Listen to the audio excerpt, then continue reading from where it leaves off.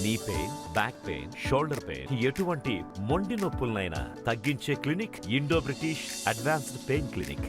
ఏపీలో ఎన్నికల కోడ్ విడుదలైనటువంటి నేపథ్యంలోనే ఇటు ఏదైతే మాజీ ముఖ్యమంత్రి చంద్రబాబు ప్రాతినిధ్యం వహిస్తున్నటువంటి కుప్పం నియోజకవర్గంలో ఆయన ప్రచారం, అదేవిధంగా కార్యకర్తలు నేతలతో మీటింగ్తో పాటు ఇటు ఇంటింటికి ప్రచారం నేపథ్యంతో కూడా ఇవాళ కుప్పం చేరుకోనున్నారు చంద్రబాబు.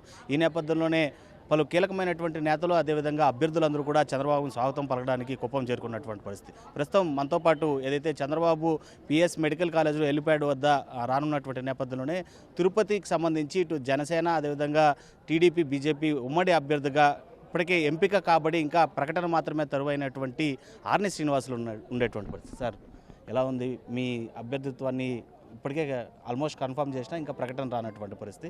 ఇవాళ మీరు పొత్తుల్లో భాగంగా ఉండేటువంటి మాజీ ముఖ్యమంత్రి చంద్రబాబును కలవడానికి రావడం జరిగింది. ఏంటి విషయాలు? ఇప్పటికే క్యాంపెయిన్ కూడా స్టార్ట్ చేసినటువంటి పరిస్థితి ఉంది తిరుపతిలో. ఏ విధంగా ఉంటుంది అండ్ చంద్రబాబుతో ఎలాంటి ములాఖత్ ఉండబోతుంది? చంద్రబాబు నాయుడు గారు సొంత కాన్స్టిట్యున్సీకి కుప్పంకి వస్తున్నారు. ఇప్పుడు ఆయన మర్యాదపూర్వకంగా కలవడానికి, అభ్యర్థిగా ఖరారు చేసిన దానికి ఆయనకు కృతజ్ఞతలు తెలియజేయాలనే ఒక ముఖ్య ఉద్దేశంతో ఈరోజు రావడం జరిగింది.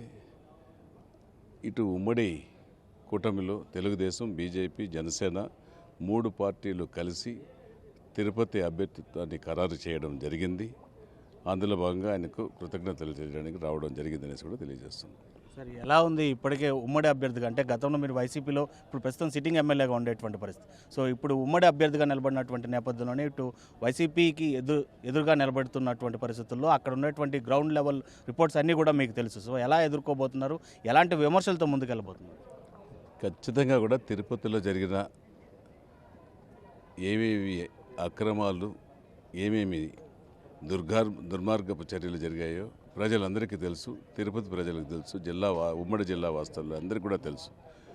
ఈ 5 ఏళ్ల పాలనలో కొంతమంది వరకే కొన్ని అభివృద్ధి కార్యక్రమాలు చేపట్టి వాటి ముసుగులో సొంత అభివృద్ధి ఎంత చేసుకున్నారనేది కూడా ప్రజలు గమనిస్తున్నారు. తిరుపతి ప్రజలు వాస్తవ్యులు అవన్నీ కూడా చెప్పడం జరుగుతోంది గత 10-15 రోజుల్లో.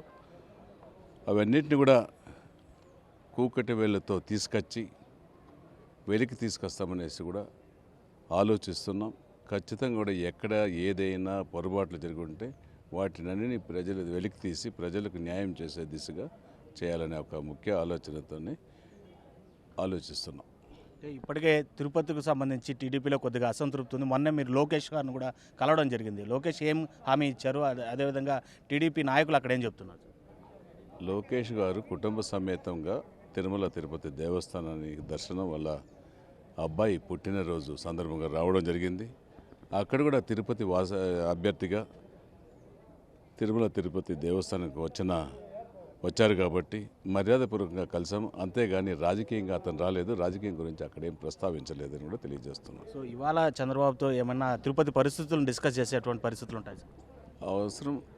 అవసరం చంద్రబాబు గారిని కలిసిన తర్వాత చంద్రబాబు గారు మేము మాట్లాడిన తర్వాత మాటల్లో ఏదైనా అవకాశాలు ఉంటే ఆయనకు తిరుపతి విషయాలు కూడా, నియోజకవర్గ విషయాలన్నింటినీ కూడా ఆయనతో చర్చించి ఆయన సూచనలు, సలహాలు తీసుకొని ఆ సూచనల సలహాల మేరకు కూడా తిరుపతి తెలుగుదేశం, బీజేపీ, జనసేన ఉమ్మడి ప్రణాళికలు రచించి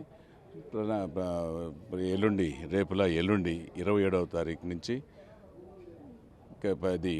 తిరుపతి పట్టణంలో ప్రచారం కూడా ప్రారంభిస్తామనేసి కూడా తెలియజేస్తున్నాం. సో మీ ఎవరైతే లీడర్ ఉన్నారో పవన్ కళ్యాణ్ తిరుపతి పర్యటన ఎప్పుడు ఉండబోతుంది? అదేవిధంగా ఇంటింటి ప్రచారం కూడా ఎప్పుడని ఏమైనా డేట్స్ అనౌన్స్మెంట్ కానీ లేదా మీ అధినేతతో భేటీలు కానీ ఏమైనా జరిగాయి?